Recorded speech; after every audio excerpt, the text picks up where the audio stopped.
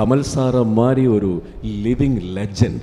அவர் சீனை எப்போவுமே இம்ப்ரவைஸ் பண்ணிகிட்டே இருப்பார் ஒவ்வொரு செகண்டும். அதுக்கு தகுந்த மாதிரி கூட நிற்கணும்னா ஒரு டைரக்டர் எவ்வளோ அதை விடையும் ப்ரில்லியண்டாக இருக்கணும், அவரை விடையும் ப்ரில்லியண்டாக இருக்கணும். இப்போது தென்னாலிங்கிற படத்தில் நீங்கள் பார்த்தீங்கல்ல அந்த சீன், அவர் கமல் சார் நிறைய பயம், எனக்கு அந்த பயம் இந்த பயம், அது ஒரு பெரிய லெங்தி சீன் ஒற்றை ஷாட்டில்.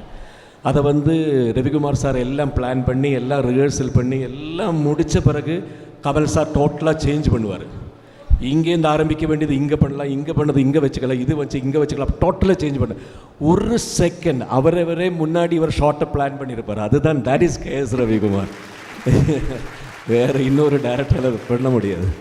ஸோ பஞ்சதந்திரத்துல எல்லாம் அந்த ஸ்க்ரீனில் சிரிச்சதை விட ஆஃப் ஸ்க்ரீனில் இவர் நானெல்லாம் சேர்ந்து சிரிச்சிருக்கோம் பாருங்க.